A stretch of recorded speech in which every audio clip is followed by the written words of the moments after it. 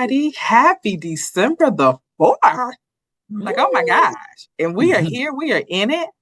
Very much planning for the new year. I'm in it. And today I get to be with the fabulous Dr. Courtney Allen.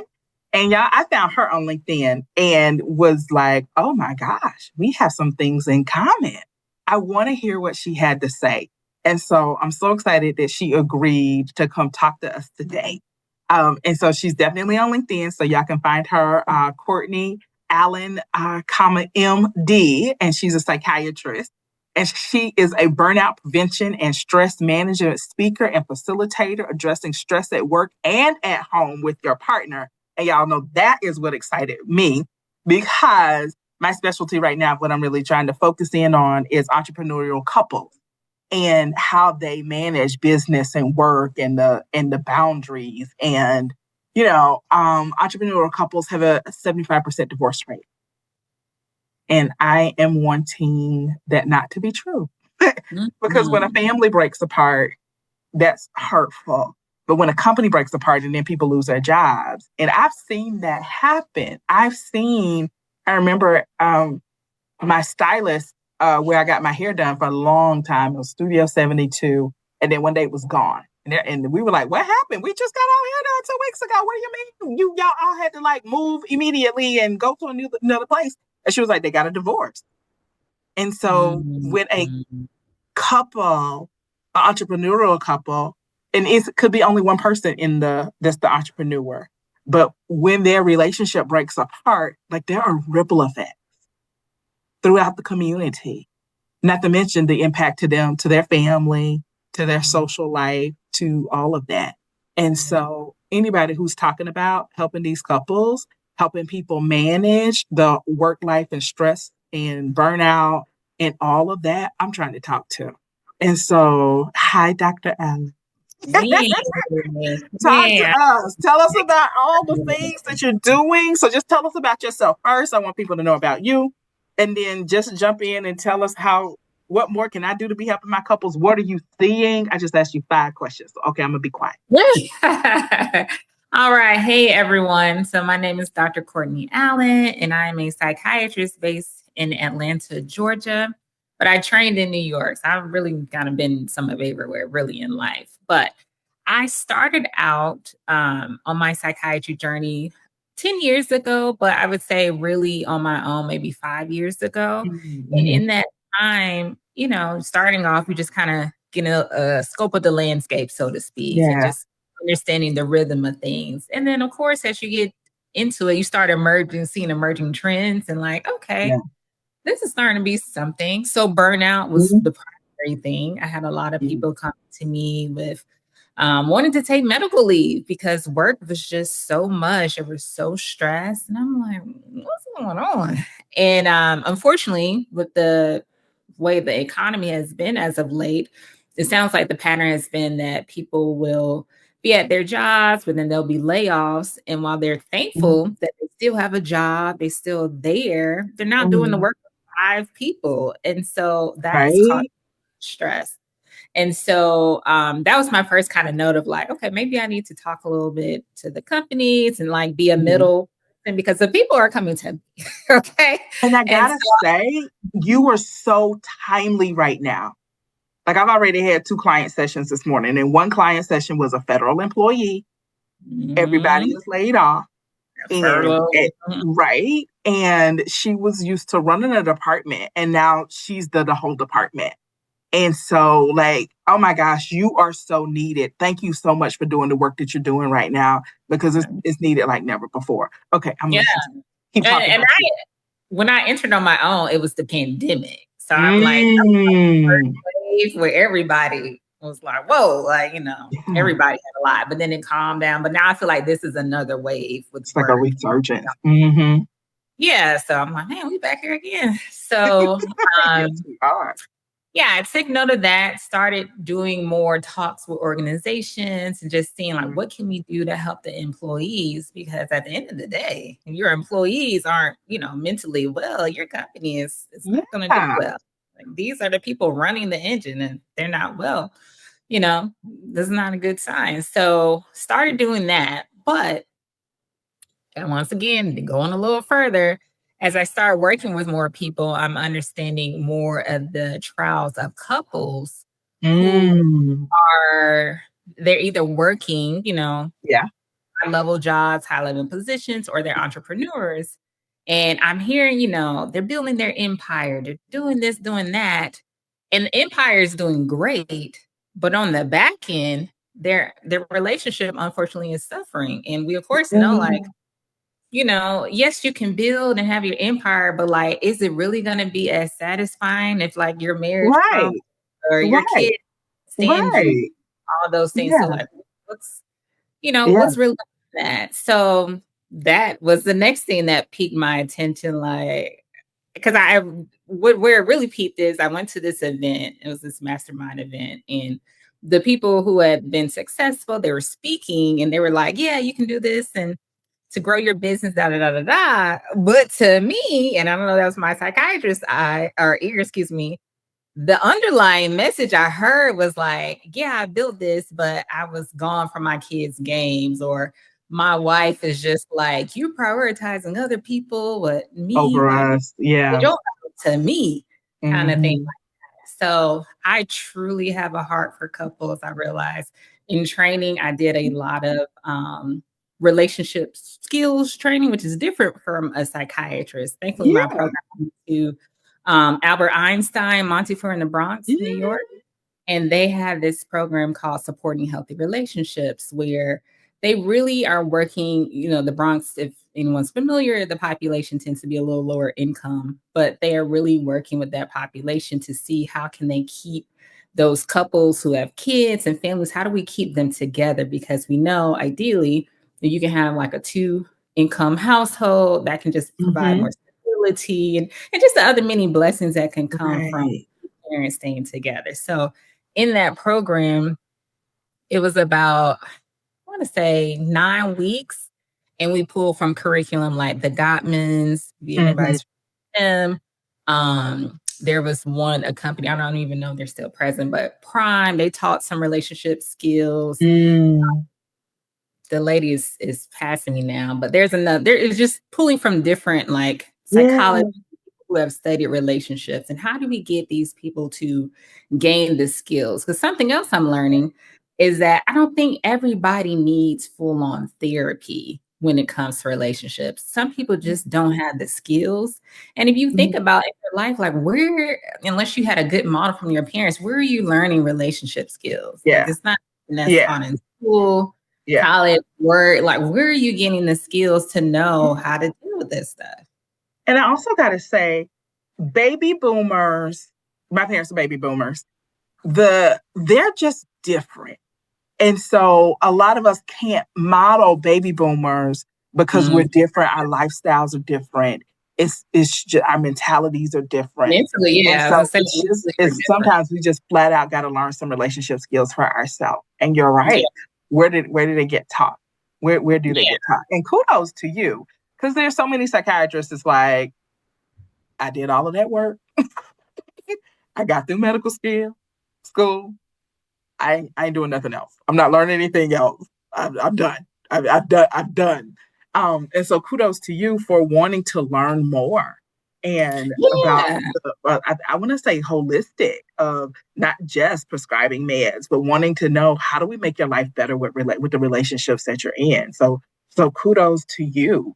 yeah. Thank So you. moving you along, tell me about this 1-10-20 reset. Like, what's all of that, and how did you come up with that? Yeah, so that is more around in speaking with people and you come trying to get tools and tips, but a common reason why people report why they can't do some of the coping strategies we discussed in session is because of time. They're like, I don't have time. Work took over, or my family life demands, or, all these different things just have taken over to where I can't do the work. And it's like, okay, we can't keep coming to session and not doing the work. So, what is it that can be helpful? So I realize a lot of people, when they think about coping strategies, they think that it's going to be something that can take a long time. So if I want to cope and go work out, I have to go to the gym. I have to get my Lululemon. I got to be there an hour and some change. Like, no, you don't. There are ways that the body can reset quickly, but a lot of people don't know these things because you don't know how the body works. And that's okay. You just need to Okay. know how the body works and just learn from there. So the quickest way to reset is operating off your nervous system. And what are the things that activate the calmer part of our nervous system? That's the quickest way to help yourself reset. A lot of people know fight, flight, stress, all that stuff. Right. But we have the other part, which is technically it's the parasympathetic nervous system, but for the commonality name, people say rest and digest. But it's important to know, like, how do we activate that quickly so you don't lose your mind, so you don't, give up the fight? Like, a lot of the things we're doing are journeys, they're not sprints. And so, Yeah. how do you maintain over the long run? So, the method is splitting coping strategies by time. So, 1 to 10 minutes, I have a list of coping strategies that you can do. 10 to 20 minutes, there's a list of coping strategies you can do if you have that amount of time, and then you have 20 plus more, great. But you don't need the 20 plus more to get something done. If you have like, oh, I have a meeting and I have 5 minutes between the meeting, you can do one of these coping strategies to help reset. So for instance, the 1 to 10 minutes, it could be something as simple like if you have a favorite reel that cracks you up and you know that thing always cracks you up, that's enough. Like a good laugh, a good reset, that can be enough to get you through to the next meeting. It may not be enough to reset you for the whole day, but it can get you through the next meeting without feeling burned out. Oh my gosh. I would love for my couples to use that when they're having a tense conversation or just something they're dealing with is very stressful, to take a minute and laugh together. Like just laugh together. And so there's so many, there's so many things out there on that's a wonderful, beautiful thing about social media. There's so many things that you could tap into really quickly, or go to YouTube and look at really quickly. Even if it's just babies laughing for a minute, Baby, you guys, and that's why it's important to record those good moments or something that's, fascinating.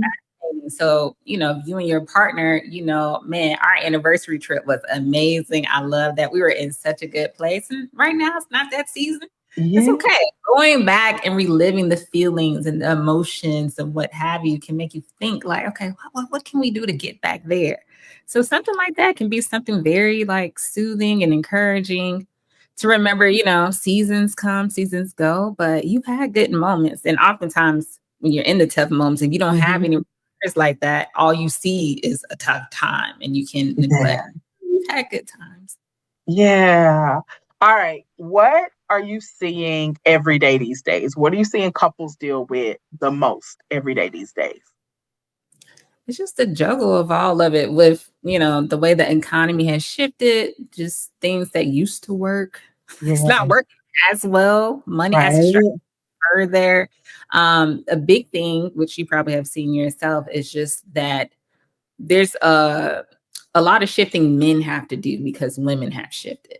Women, a lot of men, to your point with the boomers and prior generations, their model of running a household, one, they may not have gotten it because the father wasn't there for whatever reason. Sometimes it's past or, other unfortunate situations. So they didn't have a model, period. Some model, but it was the whole man is the provider. You just provide the money, you show up, your job is done. And nowadays, the role of the woman has shifted. Right. And so there's a conversation. I don't have time to get into it like career-wise right now, but there's a huge conversation that I want to get to about women who are making significantly more than their male partners. I'm not talking about 20,000. I'm not talking about 50,000. I'm talking about more than $100,000 more than their partner.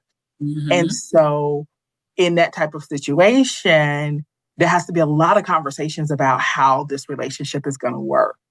Because if you're expecting either one of them a very traditional relationship based on maybe a baby boomers that they saw, I think they may hit a lot of walls and not understanding. So I think it's a new level of clarity and understanding. So I'm gonna start talking about that soon. I don't think I have the I don't know if you have things in your career. You're just like, I see that. I got to work on it. I don't even know where it's going to go on the things to do list. But I definitely need to talking about that because income plays into the relationship and how we show up in the Absolutely relationship, does. what our expectations are in the relationship. And so you're expecting me to sweep the floor, but I'm paying the mortgage. So I don't sweep no floors. Not when I pay the mortgage yet. And so, and having those conversations, and they play out very differently. And I think that is contributing to some of the burnout that I'm seeing, is because we're not clear on the roles and clear on the expectations. And we haven't had the conversation about, okay, this money is going completely different than it did in other relationships or previous relationships or any relationship that we're trying to base our relationship off of. Mm-hmm. And so we got to sit down and have a come to Jesus meeting about what does this mean for us and how the expectations have changed. And so, yeah. Okay. What else are you seeing couples struggle with? I took you off with that one. I know. I can't wait till I got the time to like work on that and tackle that, because I see it happening and I'm like, ooh, that's a trend we got to talk about. And I feel like the biggest thing that's happened as of late, unfortunately, Candy Burris and her husband is like the whole poster child right now for different levels of income and like what may happen if you're not talking about how that role shows up and how that can affect the meal. And, I hope that doesn't get to be a big mess, but yeah, it's becoming prevalent. More women are working and whatnot. Just a man showing up financially is not enough. But I think also defining a little bit more like, okay, if the man isn't showing up financially, how else can he still provide? Provide doesn't only have to mean money. Like it doesn't. But we got to have that conversation. And I'd love for you guys to have that conversation sooner rather than later. And let's be clear. So find out, okay, so if you aren't providing for me financially, what would you like to provide? If I'm not providing for you financially, what are you looking for me to provide? Just as simple. Does protection still play into that? Mm-hmm. How does that, what else is this relationship about? What are we about? What do we want to be in relationship for and about? And so, and for some couples, that's going to be very clear. And for some couples, they've never had that conversation. And so y'all got to have the conversation. Y'all got to sit down and have the conversation and make sure we're clear. Okay. Which means a back and forth dialogue. When I say this, what do you hear me say? What are you interpreting that to mean? And so, and I feel like I'm constantly reminding couples that people hear and see through the lens of their history. Yes. And so you may be saying the sky is blue, and I could be hearing the sky is purple, because my lens of history is talking to me about the vanilla sky that we saw that one time and how that shade was actually more purple than blue. And so you don't know. And so it has to be conversations, and then conversations about the conversations, and then make sure we have clarity and understanding and I don't think you can talk too much in a relationship. We do need to talk about some things until we talked about them to death, so that we know that everybody is clear. Everybody is clear. Okay. Yeah. What else are you seeing people struggle with and how they're showing up in your practice today? I think that's the biggest thing right now is burnout. People are just done. And now with AI, I guess it would add to that work layer a lot of fear around jobs and like, what is that going to look like? Am I going to pursue entrepreneurship because I can't depend on companies anymore? Or, there's a lot around that comes up as well. Just the world is shifting. And if we don't figure out how to shift with it, because this is a lot of people are talking about, this is like another, how when, what is it, the digital age, or when like computers first came about, that 2000.com era, when that shift to technology, they're saying this is what's happening with AI. And so it's a lot of people where if you're not learning how to adapt and adjust, you could get left behind and be in these positions where you lost your job because they replace you with AI. And so just stay around that. It's a lot around like burnout and what am I going to do financially? And I want to talk to you guys. I want you to be very conscious of AI, but I also want you to be, just people in general, very conscious that the world has been shifting. And so when I think about AI, I think about Blockbuster so often, because you were there and you had all of the movies, and you just didn't believe that change was coming and that it would work any differently than it worked today. Yep. And had you just been willing to shift and change, you probably would have still been on top. And so change has been happening from horse and buggy to cars, right? From candlelight to electricity, where changes that have made huge impact on industries. And so I want to challenge everybody to embrace the change and to look for the opportunity. Look for the opportunity. Yeah. And so, as jobs are coming, might be taken away, but they're going to need new jobs for AI. Just like they're like IT customer service people, Right. Still evolve. So. Right. So Blockbuster does not need anybody at the counter anymore renting out movies. But what they do need is these programmers making sure that the description of the movie is up and the streaming works and all of that on the back end. And so just figuring out that. And so now I want to bring that same mentality to shifting and changing. You've got to have to bring it to your relationship as well. The way you do things in this relationship are probably going to be very different than you've done them in a historical relationship. The way you've done things historically in the relationship you're in currently, you may have to change drastically now because the world is changing.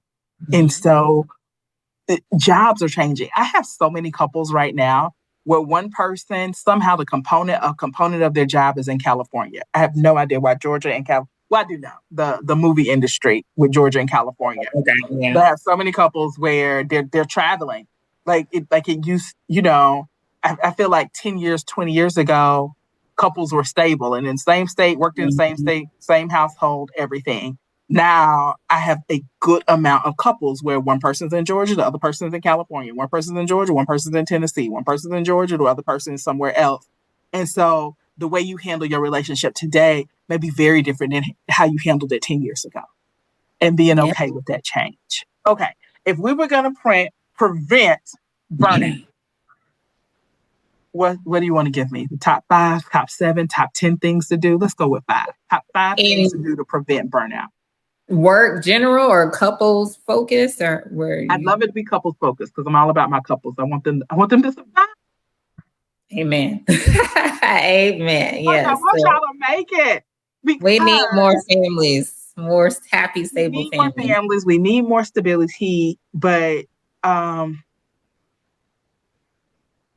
know personally how bad it hurts and how hard it is to make money, be creative, be entrepreneurial when your relationships aren't right. Yeah. I've been on a great streak and then have a relationship fail. And at one point, y'all, I wasn't doing anything for like 2 years. I was just getting up, seeing my clients, and I don't know, I was in a fog because the relationship broke up that I thought was going to go the distance. And so I don't want you. I feel like in zombie land, like I was just in zombie land, like in disbelief. I don't know. I'm here for a good amount of people. What am I working for? What am I doing all this work for? I got enough money to buy a mansion, but I'm telling y'all, being in a big house by yourself does not feel good. You can only be in one room at a time. 50 Cent was joking on a clip of a TV show that he was like, did you know like light switches break if you don't use them? Rooms will start to smell moldy if people aren't in them and using them. You can, it's only 7 days of the week. It's only so many rooms you can be in and all of that. And so I don't want people working and then waking up one day and realizing, what have I done all of this for? What have I done all of this for? So, okay. Help me prevent burnout in my couple. Yeah. So in no particular order. Gotcha. Particular order. But let's have some fun. We need to schedule some time for fun. Date night, so important. I know it can be hard, but I would at least, if you can aim for at minimum once a month, ideally, at least twice a month. But if travel, all that stuff, at least having some connection, just you, If you're going to put some money aside for a babysitter or what have you, but it's important to invest in date nights. This is the time where you can connect, refuel, laugh, and have that memory that'll carry you for a little bit. Now, it can't carry you for a long time, but it can be so refreshing and just help you remember, like, why did we get together in the first place? Mm-hmm. So a lot of times, especially long-term couples, you get in the routine of like bills and what the kids need to do. And it's just very like, but dating, going back to a date night reminds you of when it was so carefree and you guys can laugh and, so definitely make time for fun. Yeah. Then on the line of systems, or excuse me, running your life systems, having some type of system in place. So you're not always thinking and running, did this, do I do that, Your mind can have a break if you have systems in place. So I love a marriage meeting. If you guys, and this is something that can be done, once a week. My husband and I, we like to do it on Sundays just because by then we pretty much know how the week is about to shape up. So we have a talk about everything. We will talk about, okay, appointments, where you got to be. You got somewhere to go. The kid got somewhere to go. Finances. Let's stay on top of that. Weekly finances. Do we need to cut somewhere? Because we spending extra gifts this month in December. Like, let's plan ahead so it's not a headache later. So I love a good systems. Communication, of course, making sure you guys have just that open, honest conversation where you guys can connect. So this may be something like after at bedtime, if you guys have a minute trying to do something then, or if it's in the morning where you all can talk. And it don't have to be about life. I think a lot of times we get stuck on like the things to do, communicating about that versus like, what are your dreams? Like, what are you excited about as of late? Or which show have you been wanting to check out? Did you, hear about this? Like, just not just let the meeting be for the business. In my practice, we call that maintenance conversations versus nurture conversation. So maintenance is what we're going to do about the budget, what we're going to do about the holidays, what we're going to do about the house, hot water heater, what we're going to do about the kids. Nurture is that. So what have you been dreaming about lately? Yeah. Don't you get excited just hearing that? In 10 years. Yeah. And so making sure that there's that time for those nurturing conversations. And you guys, and it's so funny because I know a lot of my men don't like it to feel made up or fabricated or inauthentic. But it works. Those card games, find you a list of 100 questions on Google, like those things work. It's putting in the structure, which is why I love you saying systems. Putting in the structure to make a thing happen, the thing still happens. You're still building the relationship. So yes. Okay, so we had number 1, let's have some fun. Number 2 was systems. Number 3 was communication. What would you say number 4 is? Now, I don't, I know everybody's not spiritual, but I highly will recommend some type of spiritual connection. And it starts with you individually first. Yeah. Like making sure you have that time with your higher power, higher belief. Yeah. It helps realign the bigger picture. So maybe you're dealing with some resentment from your partner, some unforgiveness. You haven't been patient, grace. Those like fruit of the spirits, they help you really align and help you see like a lot of times we can be so externally focused, like they didn't do this, But this is a good time to check in with how have you been showing up individually? Like, let's do a reflection on you yourself. Like, how have I shown up in the relationship before I talk about what they haven't done, how they haven't shown up? Let me do a scorecard on how have I shown up in the relationship. So that's helpful individually to have those moments.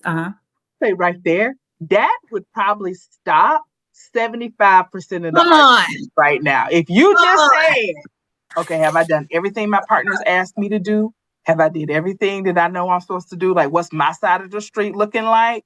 Okay. Let me not say nothing to them until I go do this.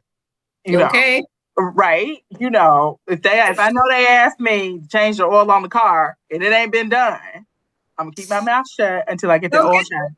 If we just do that, I promise you. I'm telling you, that will help so much because then you're like, well, I didn't do everything I should have done, but he hadn't called me out on it or, he's giving me some grace. Let me. Yes. So I want to give y'all a little statistic on that. And I apologize. I don't remember the research study this came out of. But everybody thinks that they're doing 60% of the work and their partner is only doing 40% of the work because they can't see everything their partner is doing. And yet you know everything you're doing. And so keep that in mind before you open your mouth as well, that they're doing some things that you have no clue that they're doing.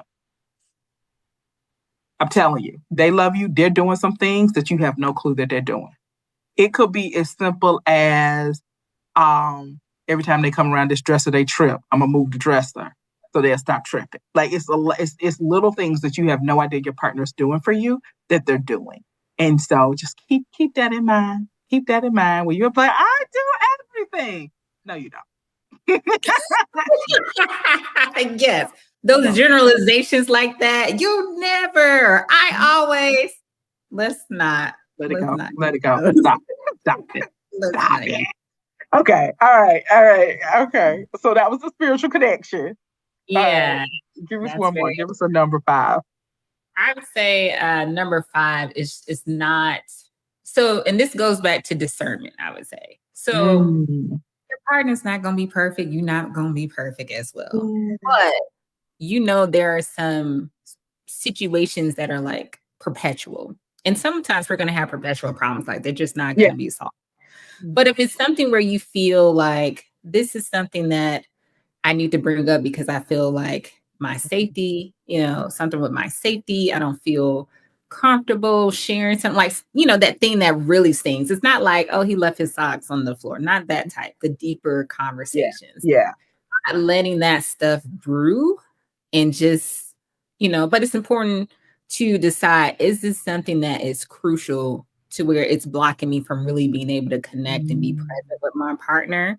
Or is this something that it's annoying, but it's not one of those heavy problems? So having discernment on like, okay, no, we actually need to talk about this and being mindful of how you talk about it. A lot of times we just go in and you da. But it's important to go with the intention of like, I'm gonna give my partner the benefit of the doubt that maybe there's something here that's not even conscious. Because I believe part of marriage is you're a mirror to this person. Like there are some things, some patterns that may not be the greatest, but that's part of why you're here, to help unlock that. Preach that right there. Yeah. Because I tell one of the things I would like more people to do is when they're upset by their partner to say, why am I upset by this? Why is this bothering me so much? Why am I feeling disrespected? Why am I feeling hurt? What's really going on with me that this is my reaction? And I think you would learn so much about yourself. You would learn so much about yourself. I won't say 9 times out of 10, but I'm going to say 7 to 8 times out of 10. That thing is going to go back to something in your childhood that didn't get resolved or still a wound that's still hurt. That when you grow up, you said, nobody's ever going to disrespect me again. Okay, they weren't trying to disrespect you, though. From their perspective, they was actually trying to love you. Yeah. And so figuring that out. I promise y'all, if y'all can do that, the others, when I said 75%, that'll take care of the other 25% of arguments. If you just started saying, okay, why am I so upset by this? Is this this is me? Did I overreact? What? Okay. A clue is if something rises up to you, but I promised myself I would never. Okay. You That's did good. That when you was 5 or 10 or even 15. And so you got to go sit down with yourself and say, okay, everything is not that anymore. I don't have to react like that anymore. That's a little kid in me trying to make sure they're not hurt as an adult. And I got to have that little kid sit down because the adult needs to show up into the marital relationship, to the business relationship, to most adult relationships, the adult needs to show up. Yes. Yes. No, that's good. Yeah. So I like to tell people in those moments, first, make sure you do your self-soothing for where you're not in that emotional state. Let's Yeah. go for a walk, music, whatever to help you reset before you had that type of conversation. And then when you're having that conversation, don't necessarily do it like square on like this. What's helpful is, maybe you're a little more to the side, turned there, you're touching them on their shoulder, their hand to like let the defenses down. Like, hey, I'm coming to you not as a enemy squaring up against you, but I'm coming here like I believe you are my partner and we can work through this. But I have something I want to share. Yes. Something that's been coming up this week. And this week I'm trying to think of have I heard men say it, but I'm definitely hearing women say it this week. And they're saying the line, I don't know if my partner likes me. And that's huge. Like, I hate that you're in a marital relationship and you feel like your partner doesn't like you. So I want to say two things, because what you just said just brought that up. One thing, partner, if your partner is saying that, I do want you to check and make sure you put enough compliments with the points of correction or things you need to improve. Make sure you're putting enough compliments. Like, we need a ratio of like 5 compliments to 1. So make sure you're putting enough compliments out there. And if you're the person who's saying that, I want you to do the self-work of, I know my partner loves me. I know my partner, every time they come home, they're choosing to be with me again. So how do we need to change this dynamic? And so there's a little emotional work I want you to do on your side. So I want both people to work on it. I want it to be a problem we tackle as a couple, and both people to do their work. So yeah. So thank you. All right. That part's important. Okay. I want you to swing back around to where you said perpetual problems and they may never go away. So you glazed over it. And I need people to understand that. And specifically how not understanding that will probably burn them out. And so just sit right there and get on the pulpit and just preach that to give us a new understanding of perpetual problems in relationships. And what do you do when you know your perpetual problems? And just preach, girl, go. Yeah. So this is something pulled from Gottman, that in their studies, they just say, there are just going to be perpetual problems. You're essentially, with any mate, you are picking a set of problems. So they're there. A lot of times we like to sugarcoat that, make the grass will be greener with somebody else. And, some things that you're dealing with in this relationship may be different, but surprise, they're going to have their own issues. Mm-hmm. And you're like, I didn't have this with the other person. And so a lot of this is just, so what can you accept when you're picking a partner? Like, if you're good with money, do you feel like you can accept a partner that like, maybe they're not as good, but you feel like you're on top of things enough for the both of you? You have to figure out what you can handle. And if there's some things you can't handle, ideally before marriage, it's good to, know like, I can't handle this set of problems. But just because from the data that's been said, it just is what it is. It's not it's not ever going to be 100% perfect. And we're human. That's just comes with the human experience, that it's not ever going to be perfect. But the more you can accept some things that, lessens the resistance if you keep trying to make this person do this way or make this be this way. And it's just some things you don't have to take. And just accept is what I say. Just accept that this is what it is. But if it's, on a scale of 1 to 10, it's a 3. It's an annoying 3. Mm-hmm. That's what it is. But you can still have a great relationship. You can still live a good life despite that 3. It's just that, about how much you're going to magnify that 3 to make it a 10. Right. And that's all so good. And I want more people to know that. And I also want more people to take a deep breath and say, am I trying to make my partner me? And I'm going to tell you one cue is when you say, but I do that. That's because you. Yes. Don't ever say that if y'all hear me, don't say that in a relationship again. I just had to talk to somebody about that because they said, I would never do that. And your partner didn't grow up like you. They didn't have the experiences you had. They don't have the thoughts and feelings you had. Had they even grown up like you, still doesn't mean that they will have the thoughts that you would have and do what you do. Y'all know how many siblings out here grew up in the exact same household and are different as night and day? Like, so that doesn't mean anything. So please, right now, if y'all are in the sound of our voice, I need you to throw that out of your vocabulary. But I do that to them. You ain't them. They ain't you.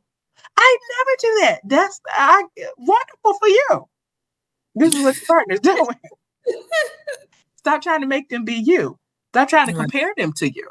You got to be able to take a step back and say, okay, this is what my partner is presenting, and this is what they're struggling with. And this is, I'd like it to be better. Maybe we can get it better, but they're not going to be you. They're not going to be you. They're not going to be you. They're not going to be your mama. They're not going to be your dad. They're not. And that's not what you got them for, to be your mama and your, like, that's not what. Right. And another dynamic that I think is so interesting is opposites truly do attract. It is hilarious. I feel like that's one of the things. It's like I went to grad school to learn what the old people been saying. Like opposites attract. But I just want to challenge you guys that you are married to your opposite in some ways, definitely. And at the beginning, that's all attractive and exciting. I just love the way their mind thinks. In the middle, then it starts getting on your nerves and everything. And so consciously get back to an appreciation for that. Consciously say, my partner thinks very differently than I do, and I love that about them. It's stressing me out today, but I do love it about them. Yeah, there are moments. And there are moments where you're like, oh, I love that they're so laid back and relaxed. It helps me to calm down. And then other times you're like, why have you no sense of urgency? Come on. It's pros and cons to all personality traits. It is. It really, really is. It really, really is. And so I want more people to consciously work toward appreciating the differences their partner brings to the table. And so, because we love it at the beginning, and then down the road, why don't you do like I do? Because they're not you. Why don't you think like I think? Because they're not you. Simple as that. That's it. They think how they think, and that's a beautiful, wonderful thing. And so being able to appreciate that. All right, my dear. What do you want what else do you want couples to know about burnout, about relationships? What if you had one couple you had to preach one sermon to? What's the one thing you want them to take away? It starts with you. The more work you can do for yourself, the better as a couple. Because that's what a lot of it is. Like everybody has their work, but it's so easy to externalize and like, But if everybody would like own like these things, like, okay, I hear the information, you can just, it's feedback, it's information. Doesn't mean it's law or it's true, right. But you're hearing the feedback. It's on you to consider, is this something that really would be something that would be beneficial for me to work on and improve? I may have heard this from my mama or someone else, and I just have not accepted it. Yeah. Would I give my partner the benefit of the doubt that they love me, they want to see me at my best, and thus I should take this on versus being defensive? And that's not going to be every situation. So that's why I said everything is information. And so for you to, really reflect, like, is this something that I really should work on? Would it hurt to work on it? Is it something that hurts to work on? Even if you don't feel like it, is it something that could be a little better? But a lot of it is self-work. A lot of this, to me, couples is showing you on an intimate level, because everybody's not going to be able to show you this because they're not going to have that level of intimacy. But life is just about you being the best and evolving. And this is a way you all can continue to evolve. And the more you just focus on, am I being the best? Am I showing up the best? Have I done myself? That just will naturally help the whole be healthier, happier, just fruitful. And so that would be my biggest takeaway. Do your work, go to therapy. You need to go to therapy. And to me, everybody is, especially when you transitioning from being under the dynamics of your parents to being out, now you're figuring out yourself. I think everybody needs therapy. So just work. I think so too. So, okay. All right, Dr. Allen, if people want to work with you, if they want to reach out, if they want to hire you to speak, what do they need? What do they need to do? How do they get in contact with you? Yeah, so I have my website, drcourtneyallen.com. You can book me there if you want me to speak. connect with me on LinkedIn. I am actually transitioning out of practicing under this group and looking to start my own thing. So if you want to just keep up with me on LinkedIn as I evolve, I can let you know. But I really want to do more of this specific work. So I'll probably be doing more things along that round. But thank you so much for having me. I really enjoyed this. And you're so welcome. People that also have a heart for this, because it's so needed. And so I thank you for doing this work. Oh, you're so welcome, and thank you. And I want to tell anybody who's listening, Dr. Allen, I can tell you guys, knowing, because I've worked in this profession 20 years, knowing psychiatrists, knowing the profession, it's not many psychiatrists that want to listen to their patient. That want to know how the patient's relationships are going. And so if you need a psychiatrist, I want y'all to call Dr. Allen. She's in Atlanta. And if you ain't in Atlanta, you probably need to fly in for her. I'm also licensed for New York. So if you're in New York, I can see you as well. I'm licensed for New York. Good. And so I won't even talk about our medical field right now. I will just say personally right now, I can tell you Dr. Allen is a find. I can tell you that. I can tell you just in this conversation that this is a psychiatrist that you want to work with. Thank you so much. Okay. All right. Thank you so much for your time. I really appreciate it. I hope you have a great day, a happy holiday season. And we're going to work together again. I don't know how, but you have too much good information in your brain for us not to be talking. Thank you so much. And you have a wonderful, wonderful day. You too. Have a great one, okay? You too. Bye-bye. Okay.